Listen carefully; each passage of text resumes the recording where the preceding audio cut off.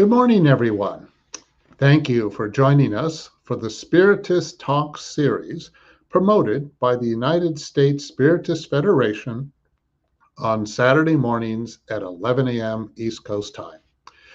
The U.S. Spiritist Federation is committed to presenting Spiritism to everyone.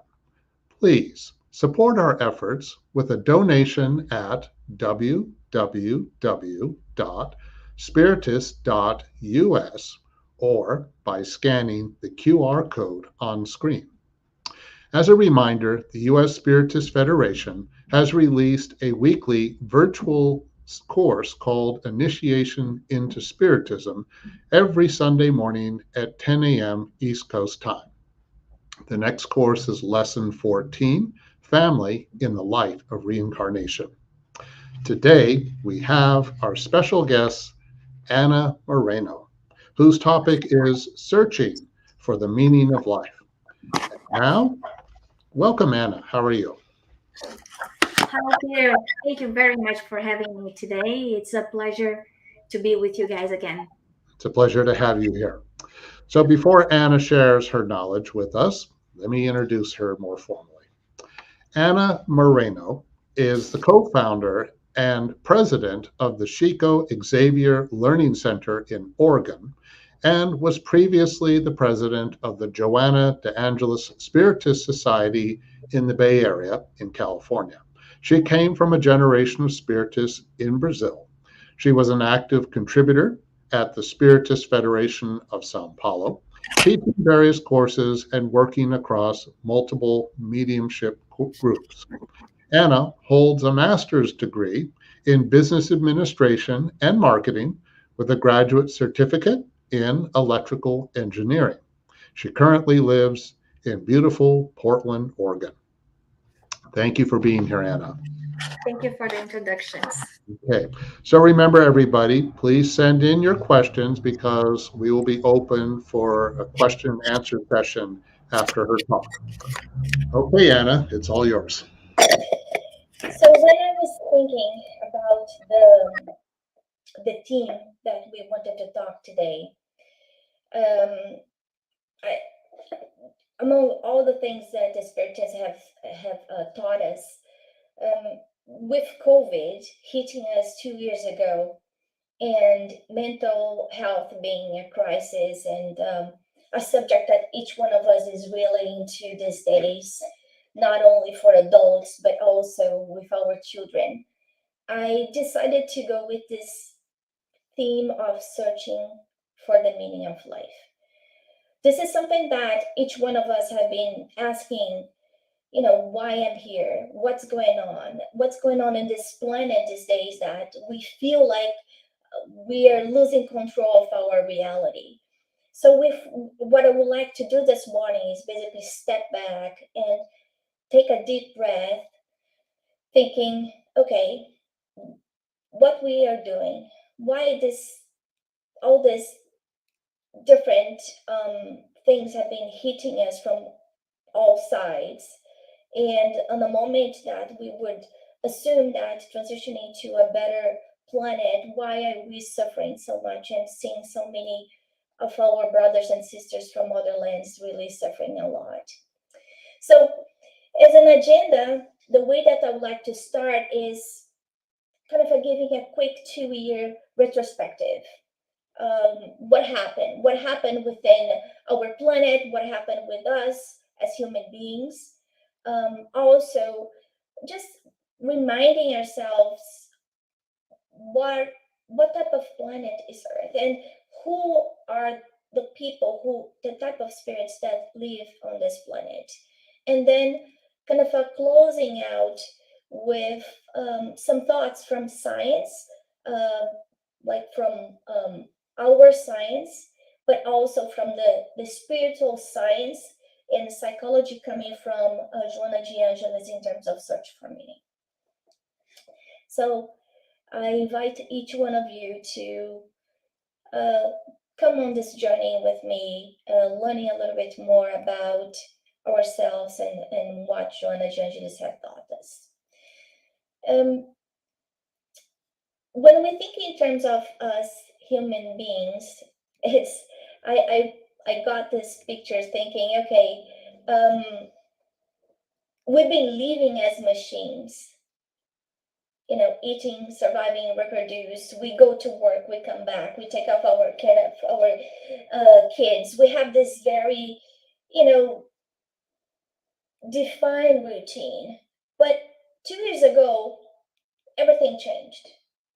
And even though it seemed like we were simplifying our routine because somehow we were locked inside our homes, it kind of created more disruption in our lives. And that disruption kind of hit us not only from the outside, not being able to do things that we used to be able to do, like, going to the gym or going to the movies or traveling, visiting our relatives, talking to our friends, much more than that.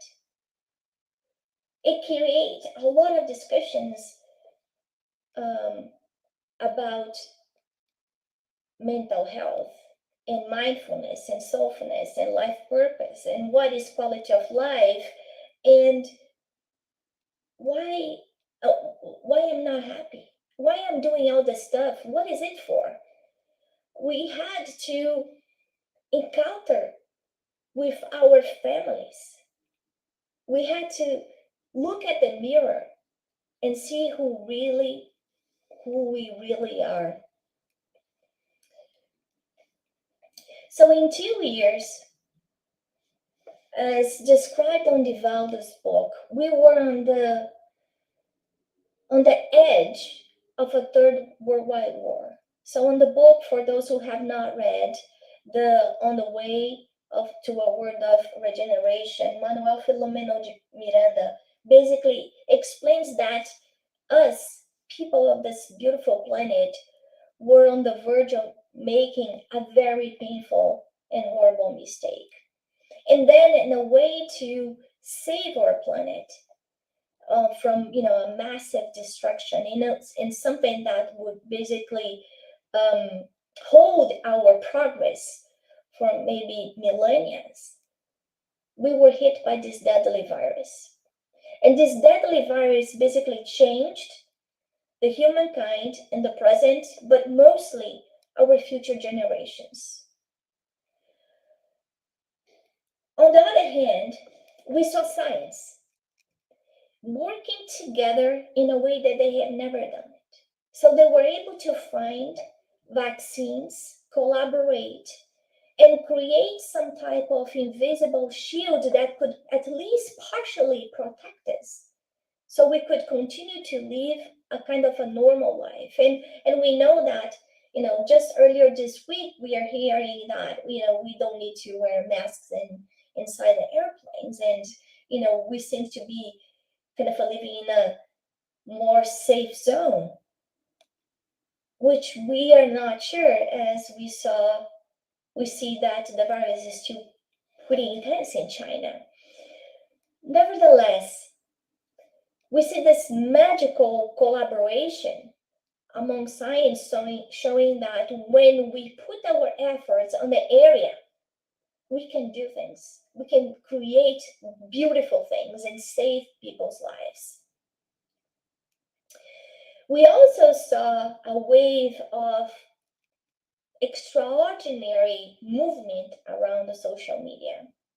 And social media, that is a technology or a set of various technologies that can basically enhance the quality of our lives, suddenly was flooded with truth and lies and confusing people about what exactly is going on. Is this virus really real? It's not real. Are people making this up just because of political reasons? So, considerations that are really mind-boggling, thinking that people are dying, that the situation has been as dramatic as it gets for a generation like myself on my 50s, that I have never seen anything like that. So I have not experienced a Second World War. I have not experienced any type of deadly virus. This is the worst that I have experienced, as well as my kids. On the other hand, we are able, with all this magical connection of technology, to see all the worst of the human beings as well. So we saw great violence. We saw lots of racism. We were able to bring to inside of our house a level of violence that we didn't know that existed. I heard questions from my kids saying why this is happening, why people are not treating each other as equals when we are all the same. So when we think about applications, apps such as TikTok or Instagram, what we saw in these 2 years is that many people were looking for those 15 minutes of fame. So empowering things that are not as important as putting more importance on things that are not as important. So even if it's, body shape or fast cars or nice clothes, and then suddenly we have teens that got lost on that translation and are facing challenges of life because their values have been mixed up with all that flood of information coming from social media without taking in consideration that social media accepts anything we put in it. So it doesn't matter if it's true or not, it's in, and that's what they are digesting. So not leaving our houses was not only a challenge for ourselves because we are social beings, but many of us found that our house was not actually a home. And then we saw many marriages just breaking, people turning themselves into alcohol. Alcohol has not been as such a big social problem as these days. Drugs that we know that can seriously damage our brains, are legally accepted among adults, but also younger children. And many of us felt like we have an empty nest.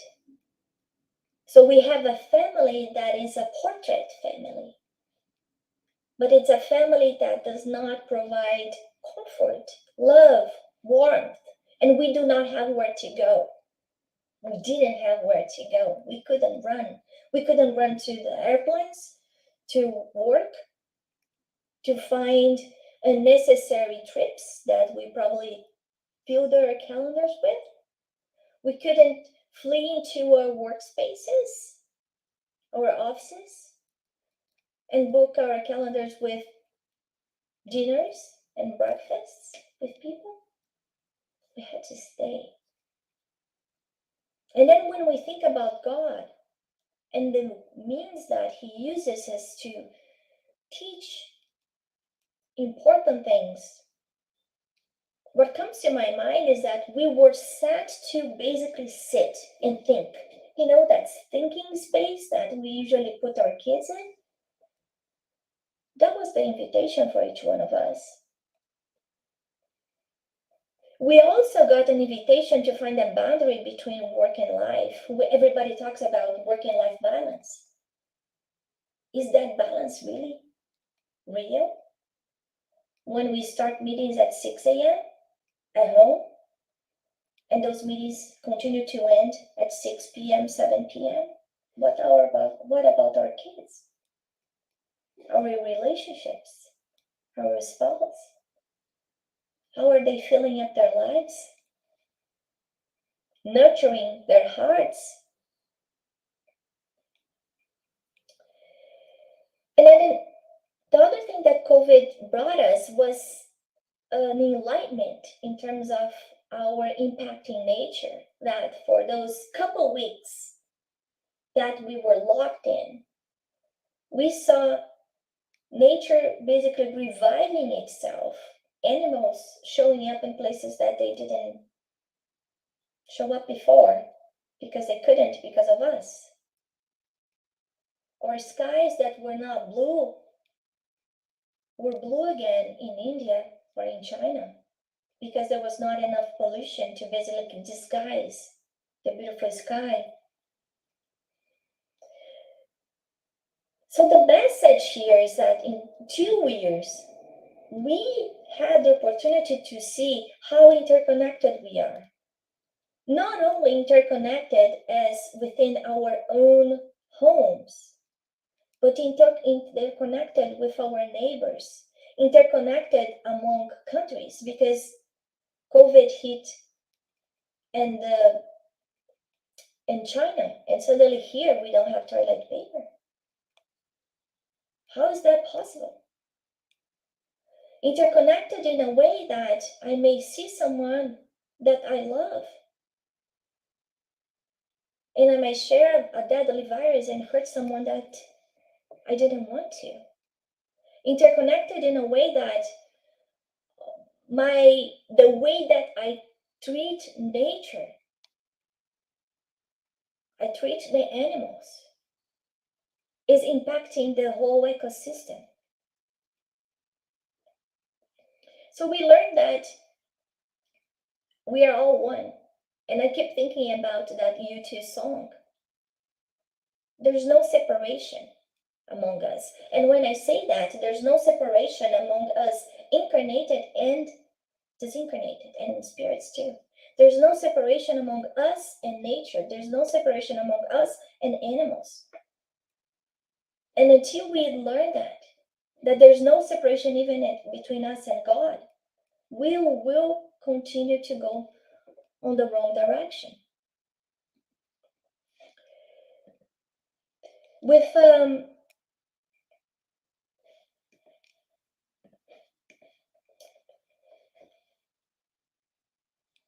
the discovery of that we are one people, one planet, we also found out that our happiness is connected with other people's happinesses. It's very hard for me to be happy, even though I live in beautiful Portland, as Peter said, knowing that my family in Brazil is suffering, that my family in Brazil is happy. It's very hard for me to be happy when I know that my brothers and sisters in Ukraine are having their cities bombed and destroyed. The other thing that we found out is that I cannot put on other people's hands my happiness. I cannot put on things my happiness. I cannot put a name, a number on my happiness that comes from outside.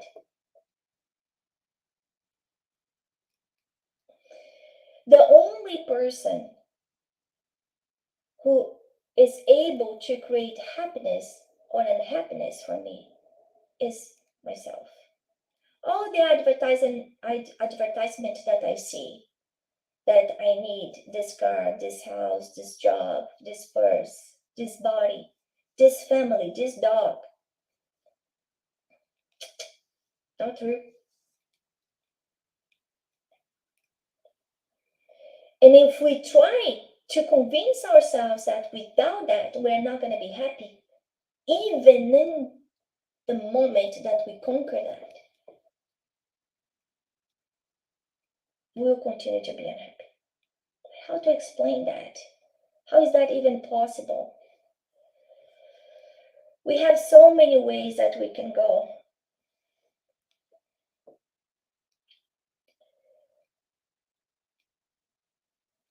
And we continue to feel lost, to see the options. The options were obvious.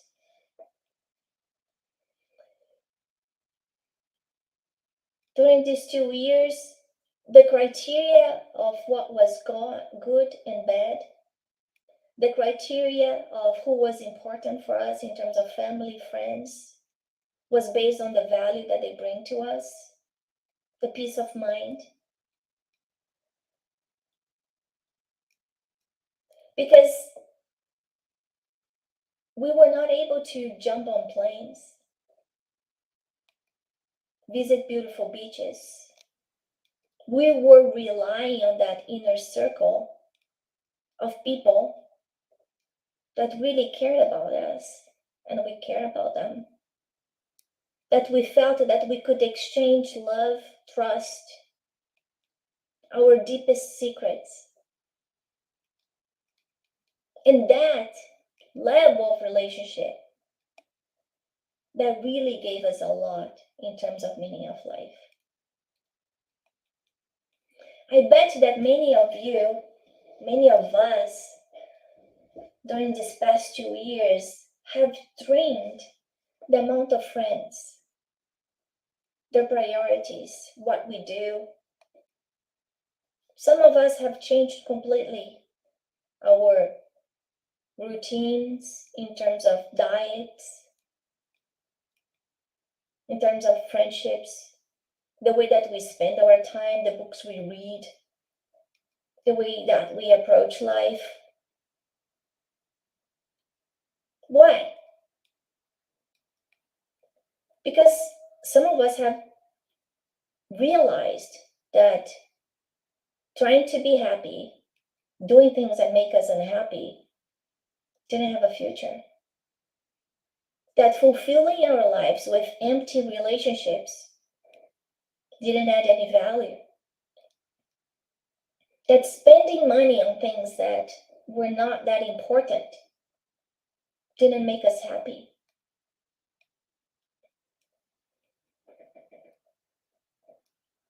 That the abstract, the unseen, the intangible, the invisible was many times much more important for us than what things that we could touch. I come from the Bay Area, and one of the things that we realized after we moved to Portland, and we moved to Portland because of our jobs, was that the quality of life, and we left the Bay Area 5 years ago, was really diminishing since we moved to the States 20 years ago, also because of our jobs. And it didn't seem to have an end. I mean, you work, the pace, the technology pace, it's enchanting. I mean, I love technology. It's engaging, it's challenging, but it's very intense and stressful too. And then we moved to Portland and we realized that there is a different pace of doing things. There's a different way of looking at the nature and enjoying the nature. And with COVID, there was a second wave, which was that, how am I using my hours? Is my work fulfilling? Life is so short and fragile. Is this the place that I want to be? And people who continue to work as crazy as they used to, running the midnight oil, not having boundaries, not taking care of their health, worrying much more about the deliverables from their jobs instead of their own health. We're getting burnout. And interesting enough, in a country full of opportunities and full of very specialized labor, we now have lots of jobs and not enough people to fulfill them. From hostess in restaurants into high-skilled engineers. How do you explain that? Why?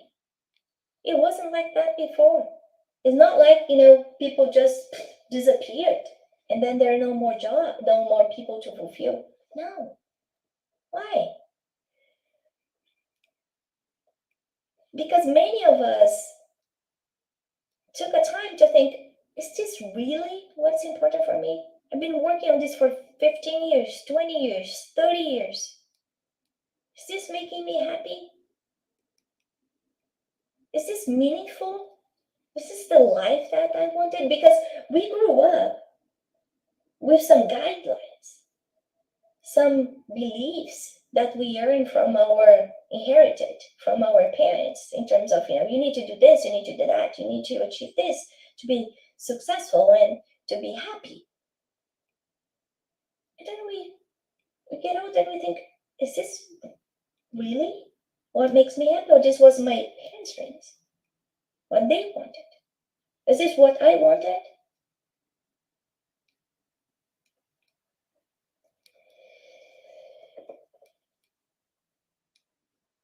Right now we have a world that a large part of the people are living busy lives with empty hearts. They have attended prestigious schools. They have jobs that are ended. But that they are not happy. They're anxious. They are depressed. They feel lonely. They think about suicide. So, Divaldo Franco with Joanna de Angelis have worked in a series of books that is the psychological line from a spiritual perspective that Joanna de Angelis has wrote. And Joanna de Angelis, as we know, is the guide spirit for Divaldo Franco. Extremely knowledgeable on the human relationship. Her books are very profound, intense, and difficult to read. And there's this book that I'm not sure if there is a translation into English. It's called In Search for Truth. This is the book. And there are many of them that Joanna de Angelis has dictated. This one I thought that was very timely for the moment that we are living right now. And interesting enough, this book was written in 2009, so way before COVID. But as always, Joanna de Angelis is right on, as André Luiz was right on 6 years ago, talking about subjects that today are so current and important. So she says, in every period of crisis, indecision and loss of existential meaning of society, changes occur, some radical in relation to what has already been experienced, to what is known, in the form of a desire to be freed from previous castrating impositions. So we have had an opportunity to turn and evaluate our material beliefs, our span of attention, validate our feelings, our behaviors. We are now in a critical moment of our lives as eternal spirits. And I'm not talking about as Anna Moreno, as the human being, this incarnation. We are now in a moment that we can pay more attention to what choices we have made. What type of world do we live in? Why all of those things is happening right now? We have an opportunity that instead of just observing what is around us, also observe what happens outside, how that triggers our emotions, our feelings, our sense of happiness or unhappiness, fulfillment or emptiness. We can pay more attention to the messages that we generate within ourselves. We can take this as an opportunity to choose the direction that we want to move forward, the direction that we want this planet to move forward. When we go to the Spirit's book, and for those who are beginners on Spiritism, this is the first book that you probably want to read. Because in this book that talks about the philosophical aspect of the spiritual doctrine, Kardec basically covers questions that all of us have. And the answers are not given by Kardec.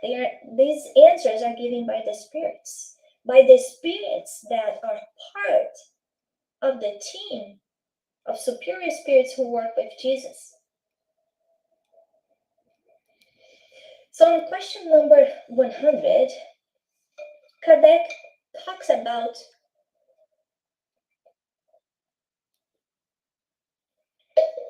the spiritual hierarchy.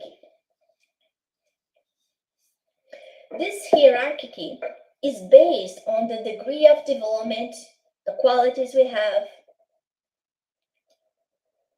and of course, the imperfections that we still carry. And the spirits, they basically bucketize in 3 big areas. And the way that I organized was that we are in the first one, imperfect spirits.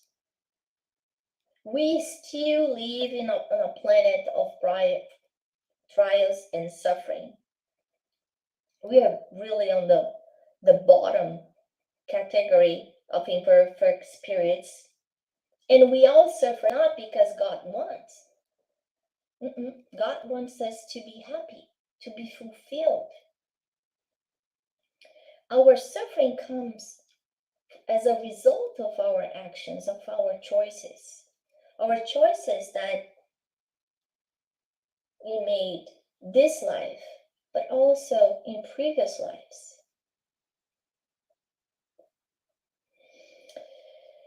With the aid of this classification, it's easy to determine who we are and why we live in a planet that is so poor in terms of morale, even though we know that science has developed so much. And usually that's how we see. We see science really growing faster ahead of the moral aspect.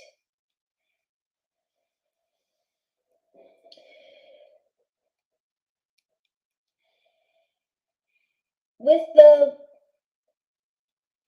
development of our moral aspect, we'll see, unlike what we see here on earth, that soon enough we're going to have the predominance of spirit over matter, which means that instead of thinking in a very selfish way, we'll be using more the pronoun we instead of I. And with that, we will be more concerned about doing the goodness for the group instead of just prioritizing my own needs. Until a point that we become pure spirits, which meaning we do not have any influence of matter whatsoever, which means that we do not make more mistakes, which means that we do not need to reincarnate, because the reincarnation happens as long as we need to repent, as long as we are making mistakes. At the moment that I have this moral superiority, and I don't make mistakes, I don't need to suffer anymore, because suffering is always a consequence of previous actions or ignorance. So, based on the type of morality and quality of thoughts that we live in, we see that suffering is still part of us, is still part of Earth, is a mechanism of growth. It is an opportunity for us to evaluate our choices. So as Jesus said 2,000 years ago, it's impossible to find happiness here on earth. It's impossible to find happiness on the material realm.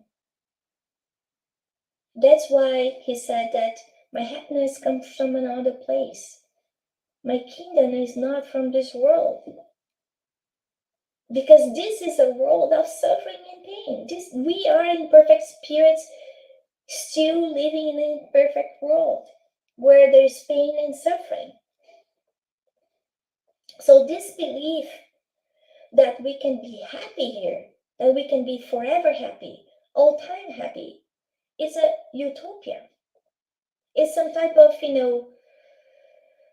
story that we read in the Old Testament about the lost paradise, or stories, lullaby stories that we tell our children, and we still believe that as adults. We are not there yet. We need to work hard. We need to really put our will into the right direction to become better people, to work on our inner reform, inside out, to find that happiness, because the happiness will come from our inner peace. And that inner peace comes from our actions. When we think in terms of the way that the humanity has developed, the evolution of humankind have experienced huge changes in form, in organs, on brains, intelligence, feelings.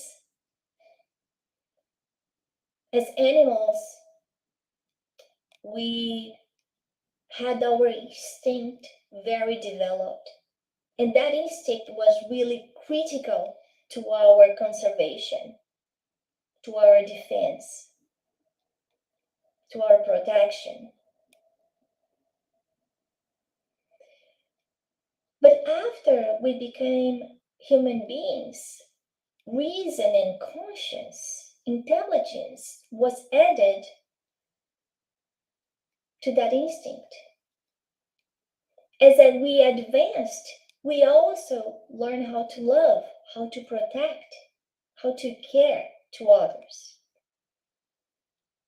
Nevertheless, we still carry that instinct, and that instinct saves our lives so many times. It's still very important for our development and survival here on earth. But it should not be used all the time. We have conquered love and intelligence, and we need to use it. Instead of reacting, we need to act. And to act, we need to think first. When we see the way that the world is behaving lately, we wonder how much is based on instinct of, I want to be stronger, and then I'm aggressive. I want to be more powerful, and then I put more violence. So instead of putting the latest qualities, talents that we have earned as human beings, even inside our homes. I was thinking in terms of more broadly when I was saying that. But our relationships start at home. How do I treat my children? How I speak to my husband, to my wife, to my partner? What type of consideration I have with my parents and my relatives? Is my relationship based on exchange, an interest exchange, or is it love? Do I treat people well because I want something back? Could be comfort, money, safety, protection. Or I treat them well because that's the right thing to do. As parents, we have children. I would say many times, we have children just because that's what society expects us to have, to do as a family, grow. And we put on those children our frustrations and expectations and the achievements that we could not reach. And we pressure and pressure and pressure them. We pressure them to do all types of sports, to be A players, to be good at school, to be in the best school if we can pay. Are they happy? Are we expecting compensation for that? Because in many cases, those kids grew up feeling empty inside. Because more than nice clothes, nice schools, 5 different sports a week, what they really needed was us to have their back, to hear their cries, the cries that many times they don't even say.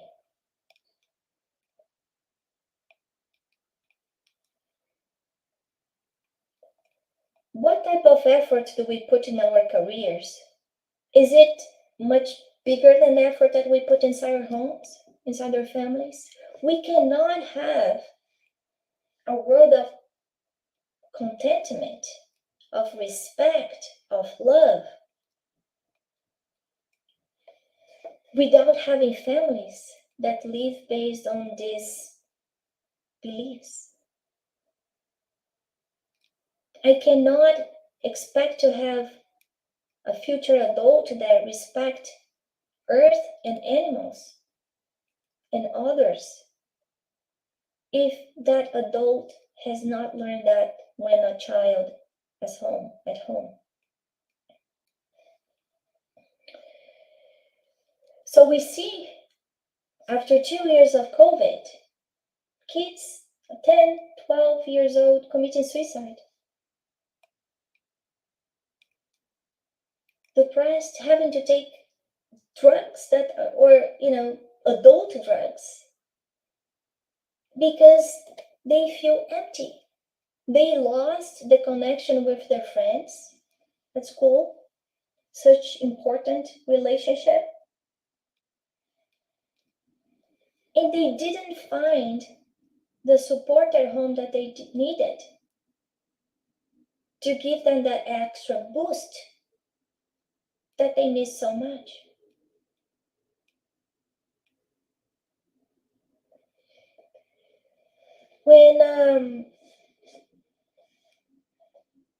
When God is awakened inside our hearts, inside our families, that gives us a spiritual meaning into our lives.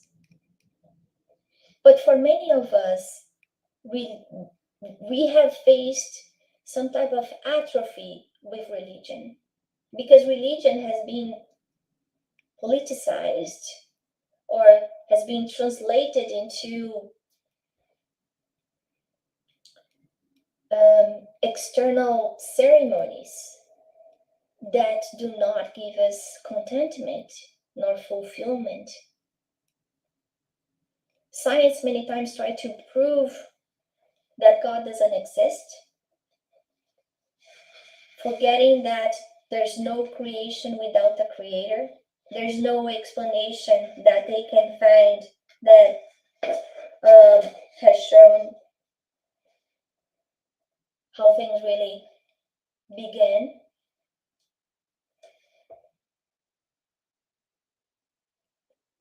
Even though the religions may have their mistakes because they are created by men, the aim of religion is really to connect us, the religare in Latin, between the creature and the Creator, who gives us a sense of protection, of meaning.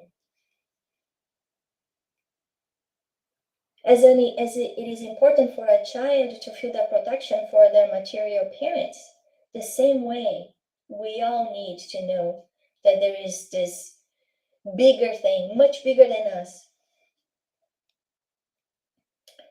that gives us a sense of a direction, a North Star to our lives, showing us, there is a reason why we are here.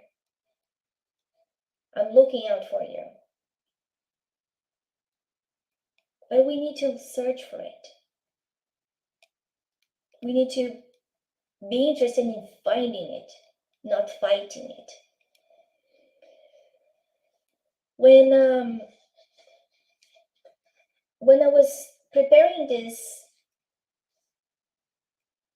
presentation, in the same week, two friends of mine talked about a book, actually not an author called Dan Siegel, that I'm gonna talk to him about him later on in this presentation. And I thought that was very interesting how science was combining with what Joanna de Angelis says in her book about, the searching of meaning, the searching of happiness within us, where she basically points out that when we have a selfish mind, an egoic mindset, somehow we lose the breath of freedom and we become prisoners, slaves of things that we get attached to. So the attachment, in fact, can be translated as chains that we wrap ourselves into. So it's kind of a madness that we forget who we are and we translate that from what we have. So we become what we have instead of just be. We put effort in our passions, in our vices, in our immediate satisfaction. And then in the long term, we become lonely beings that are suffering the consequences of all the selfish actions that we had.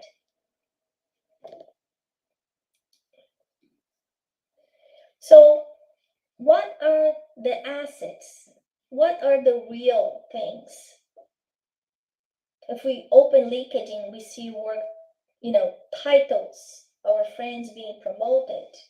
Instagram, incredible bodies, wealth, power. Are these assets? No. No, they are just temporary loans that we receive from God. These are not our real assets, not even our family, because when we die, we leave them. Not even our body.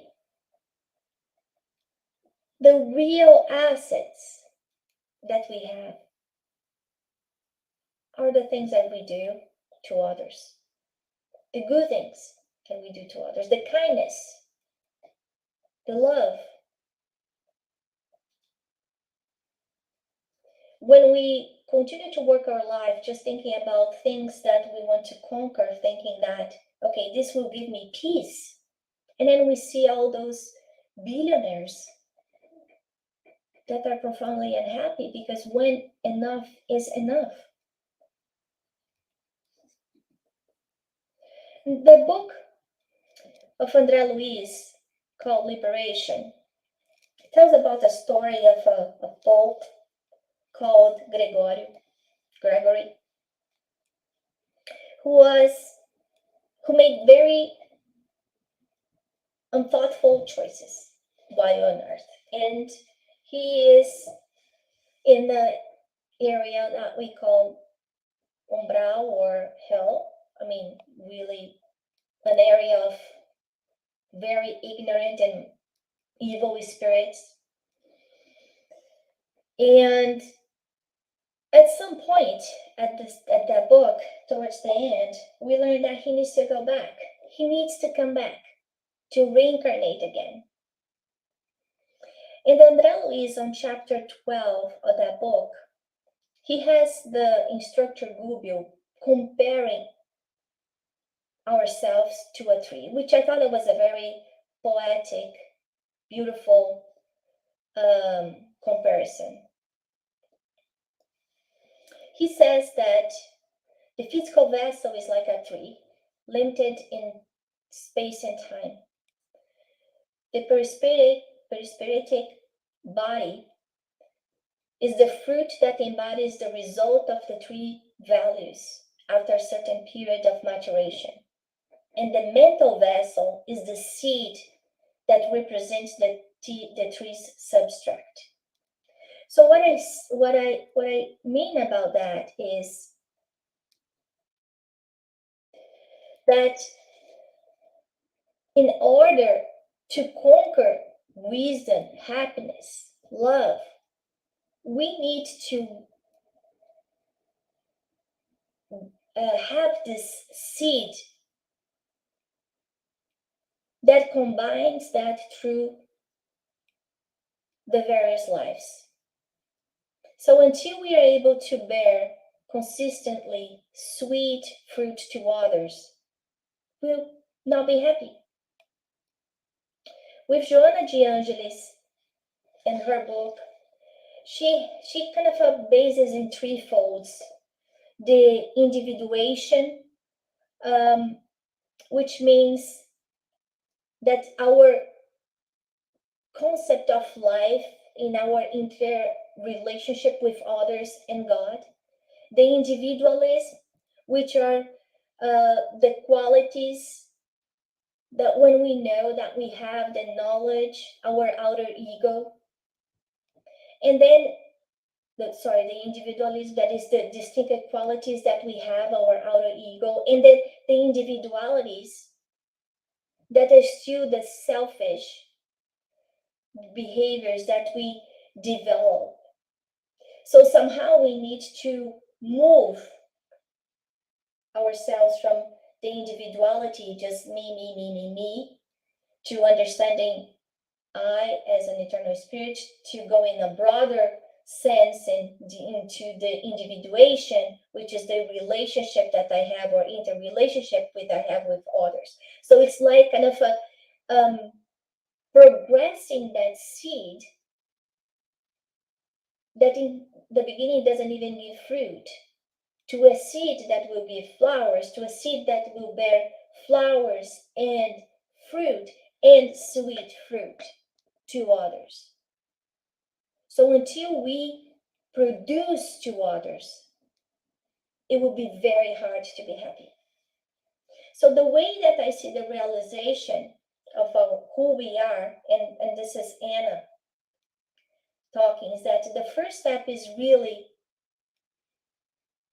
our self-development. So the inner form, knowing who we are. We need to understand our goods and bads. We need to understand our triggers. The second aspect is our consciousness that we are connected to everything, to other people, incarnated and disincarnated. And that's where mediumship plays a key role into our lives. because we think that we are just connected with people we see. That's not what we live. That's not how we live. That's not what we learn from the Spirit's book. That's not what we learn from the Medium's book. The second thing is that we are one with nature. The fact that we need to take care of our planets. We are connected to the animals. We are connected to the plants. We are connected to the planets. And not only this planet. We know that interchange of thoughts go beyond our planet. And above all, the connection that we have between us, creature, with the Creator, with God. Until we are able to go that route, it's very hard to be happy, to find meaning. And the connection with others based on mediumship, that is an organic faculty. And this is very important to understand. All of us are mediums. There is no barrier between the physical and the spiritual realm. I can say I don't want that, but that doesn't mean that doesn't exist. The manifestation of an expression of the experience is a reality in everyone's life. Of course, we can develop that faculty with practice. But we know from Kardec's books, saying that the interference that we receive from the Spirit is much larger than any one of us can dream. We do have a duality of body, psyche, mind, matter, because we are immortal spirits. This is just an envelope that is going to be here after our life in matter ends, because we never die as spirits. Our unconscious being, not Anna, my unconscious being, is a plethora of collective, not individual experiences. It's a combination, it's a sum of everything that happened between myself and everybody else in my previous lives. That's who I am. So the anxiety, the anguish, the fear, the happiness is based on that. It's not only based on what I did in this life. And that's why I get so confused many times. That's why it gets hard to find the meaning of this life, because we keep looking for the meaning in this life when it's not here. It's not on the now. André Luiz explains that the mind is not on the brain. And science, as I was saying, with Dr. Dan Siegel, finally is seeing that. Joanna de Angelis has been repeating that several times, that the spirit or self with capital S is the reality beyond time, is the body and the immortal being that preserves all the events that we have lived, that has a combination of our thoughts. And these thoughts basically impregnate all the cells of our body, creating diseases.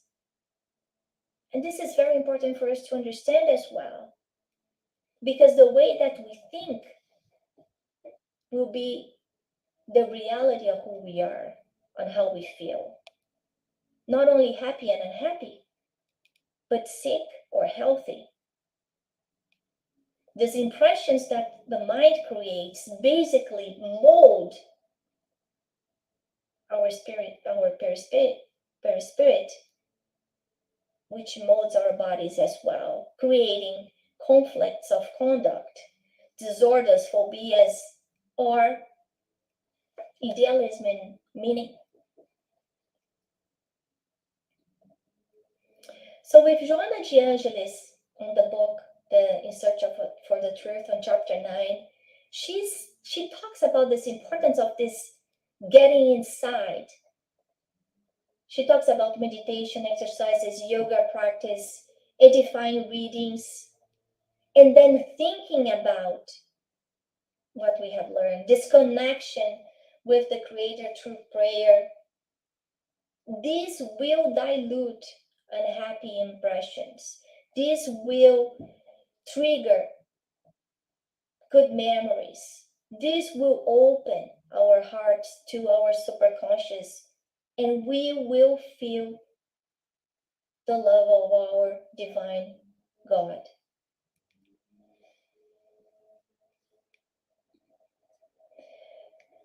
So then Siegel, he created what he called the healthy mind platter. So what he did is something very simple, but very profound and easy to understand. He's a professor of the University of California, LA, and he's also a best-selling author. And he has been a neuroscientist and a psychiatrist for years. And the way that he approaches mind is that he understands that mind and brain are not the same thing. He understands that the brain is just the instrument, and the mind is the real pianist behind it.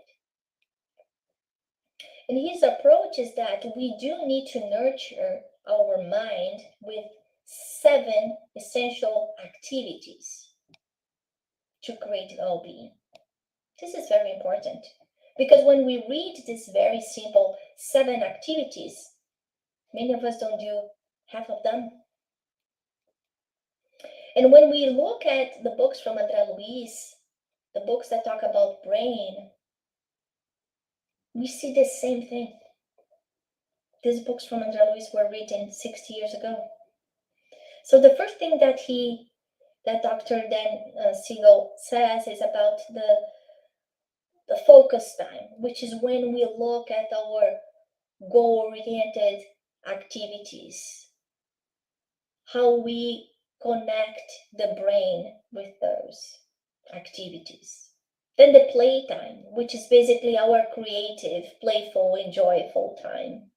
Then the third thing, which is something that we lost a lot with COVID, that I think we are trying to relearn how to do, is the connect time, how we connect with people, how we take time to appreciate that connection with nature, how we integrate the brain in an interrelational way. And he talks about physical time, that science has been banging us on that, the importance of moving our bodies, walking, exercising in general. He talks about time in, which is basically the way that we reflect internally. The downtime, the non-focus, basically the relaxing time, the way that we leave our mind to wander a little bit so we can have our brain recharged, and sleep time. Our body needs a rest, and we know that during the sleep time is when our spirit basically leaves our body and is able to receive information and guidance in a more open way from the superior spirits. That's how we consolidate the learning. That's how we recover from all the different experience that we have here on Earth. And Dr. Siegel had another graphic that I thought that was very interesting, which is called the Wheel of Awareness. And he puts ourselves like Anna, like the eagle on the hub. And the central hub, it represents our awareness, knowing. And the round, the perimeter of the circumference is what we are aware of. So we can send a spoke out to the rim, which is the perimeter, and focus our attention to one point or many points. But this is a visual metaphor that shows how we integrate ourselves with the external world, and we can focus on areas that we want for how long we want. But when we choose to be an observer, we detach from the fact itself. And that is very helpful because it dilutes the stress, because it puts things under perspective. So we can be pulled out of the situation and make better decisions, reducing anxiety, reducing depression. So closing the puzzle here, it's part of life to suffer, to face pain, but we can decide how much we want to suffer. The pain that we live is just a consequence of our past actions. We cannot go back. We cannot change the past.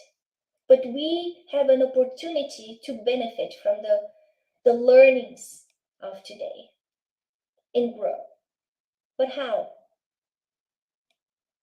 If we take in consideration to live a life that has more balance, more harmony, we will be achieving this aspired happiness in our future. We can change the future by changing the way that we live the present.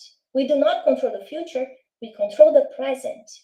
So whatever the psychological, physical, mental choices that I make today will result in a sum of experiences that I'm building for the future.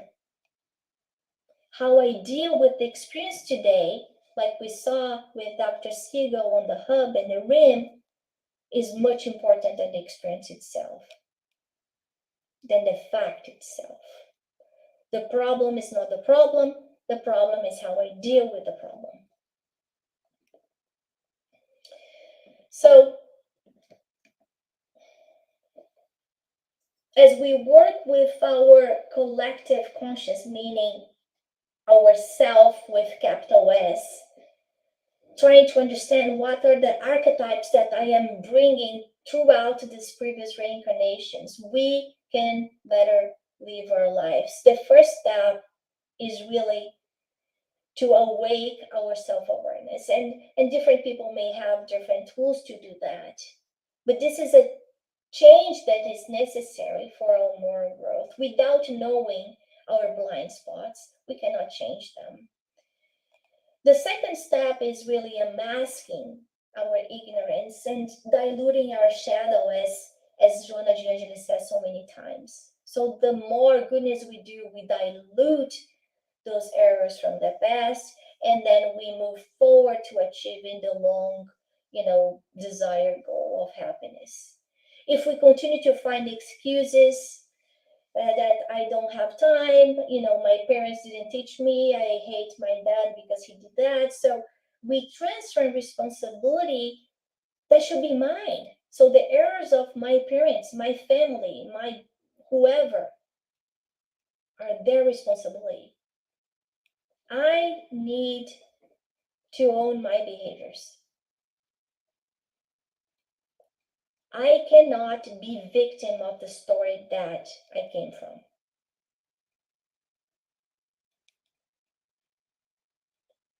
That story is a consequence of the past actions. Today, I need to look for tools, psychological tools, medical tools, spiritual tools, to basically build a new self. We cannot avoid that responsibility much longer if we want to progress with our planet, to a planet that will be more good than bad, more love than suffering. But that requires our sacrifice. Joanna de Angelis tells us that it's on us to make these choices around existential goals, working to achieve these goals that we are aiming for. So it's not only seeing the goals, not only having the willingness to achieve the goals, but to work those, and that's a lot of work. We know that. But that's why we are here. We have the opportunity to apply the eternal values, what we're learning with the Spiritists, with the Spiritism in our day-to-day lives, we have the opportunity to connect with others with love and kindness and build a more fulfilling life. Because the more we give, the more we receive. So I thank you all for the opportunity of having me today. And Peter, back to you. Thank you, Anna. Very thoughtful presentation, very big subject to talk about. So we have some questions. The first one is, and this is from the U.S. Spiritist Federation, is humanity elevated enough now to avoid a third world war? I don't think we know that.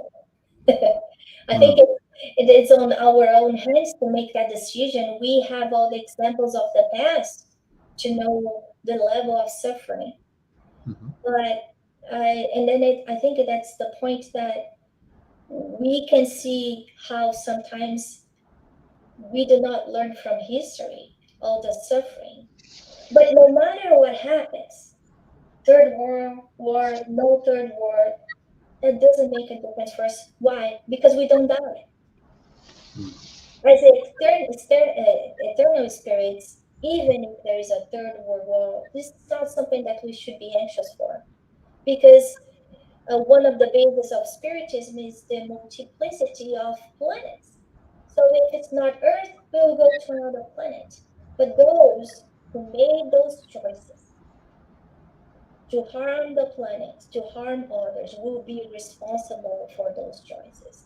So instead of being anxious or suffering about if that's going to happen or not, more important is to think what I am doing right now to make Earth, to make this planet, to make my family a better place.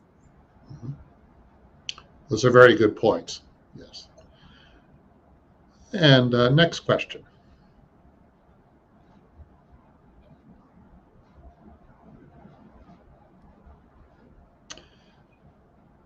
Is humanity, that's the same question. Okay, one moment. Okay, from the International Spiritist Council. How do we maintain a healthy balance between our personal and professional lives? Yeah, and I think that some people were saying that now work is at their home. Yeah, and that's why I like so much the Mind Platter graphic that Dr. Dan Siegel created, because that gives us like a route, a graphic view of things that we should populate in our daily lives. We know that we all need to survive, that work is part of our responsibility, is one law, is one divine law, is to work, right? But there are other things that are important too.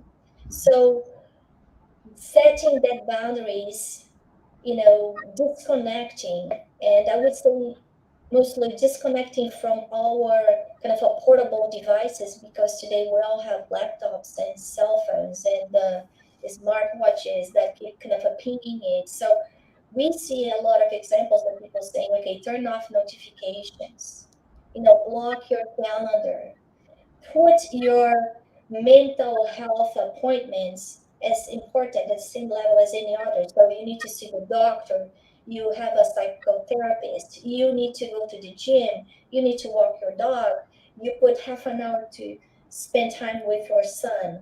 So the same way that you address your schedule for your professional routines, address that to your personal lives too. Because it's very easy to be sucked up. And one thing that I've learned from my professional life, the hours in the day are never enough to finish. There will always be something left. So it's on us to define when enough is enough for the day, and then prioritize and balance our lives with what we've been living. We learned with Dr. Siegel, but also with Joanna, Angelis, Sandra Luis on his books too. So we must always pay close attention to what we're doing.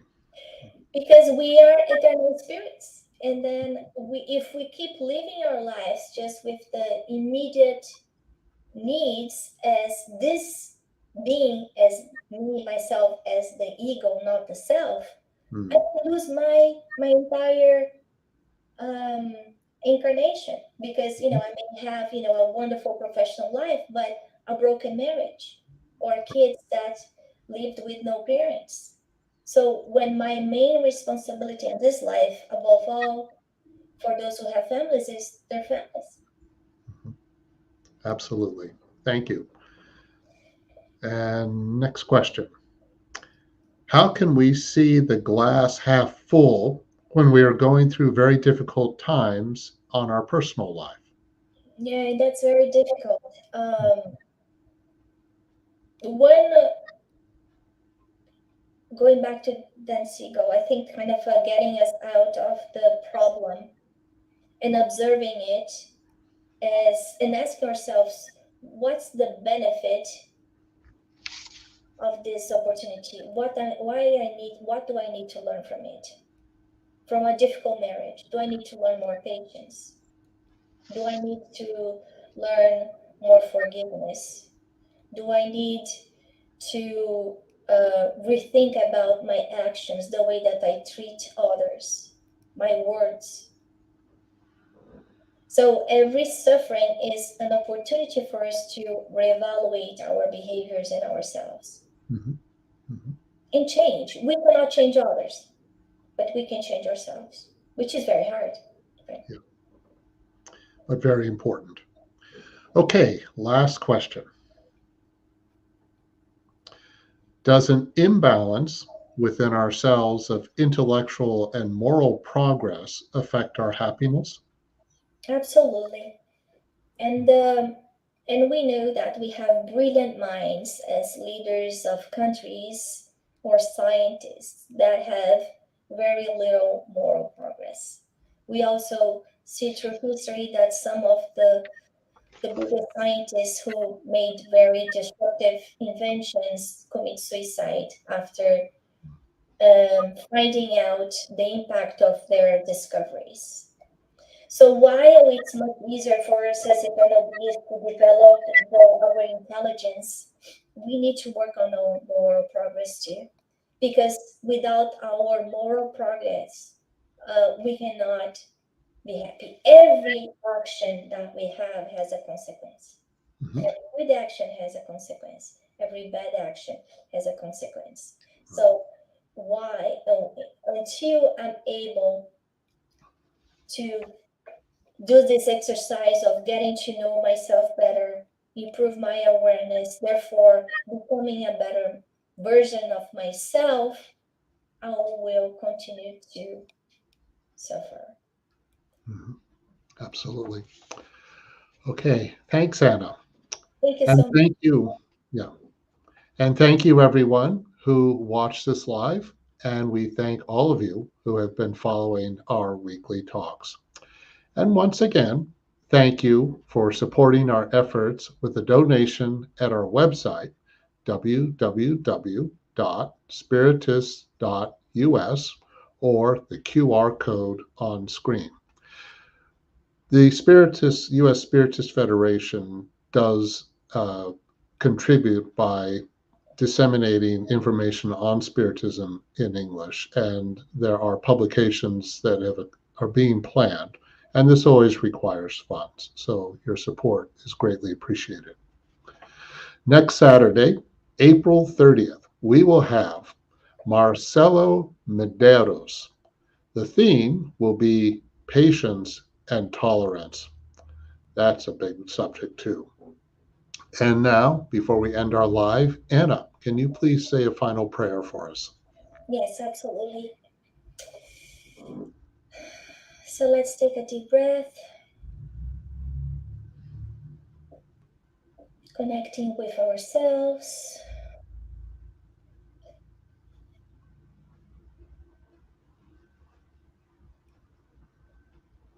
listening to all the sounds around us,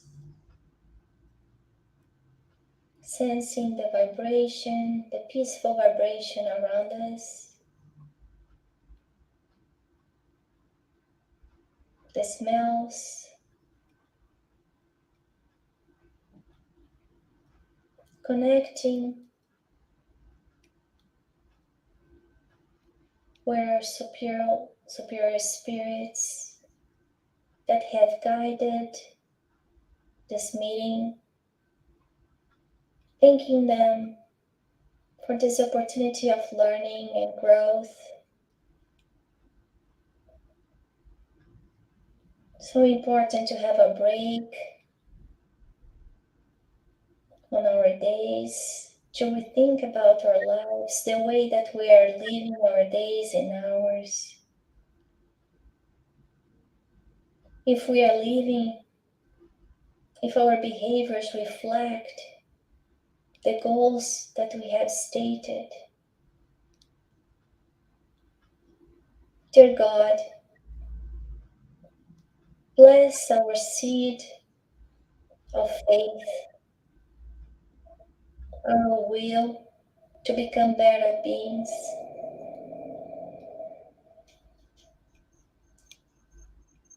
Protect the institution of the family, bringing parents and children together. May they love each other, respect each other. Protect those who suffer any type of suffering, physical, moral, spiritual, in all realms, all beings. Dear God, bring peace to our globe, our beautiful planet, our blue planet. May all the evolved spirits inspire the leaders of nations worldwide, support those peoples who suffer.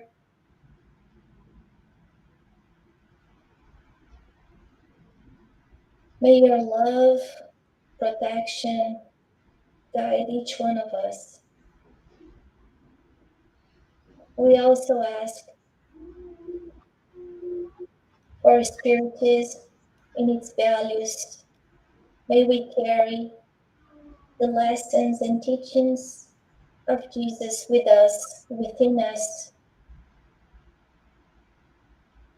all hours of our day, not only this couple of hours that we are together, but may we live these teachings in the way that we think, we feel, we act every day. Thank you for the United States Spiritist Federation for this opportunity of connecting ourselves. So important to belong. May this group grow in strength, in knowledge, and in love. Thank you.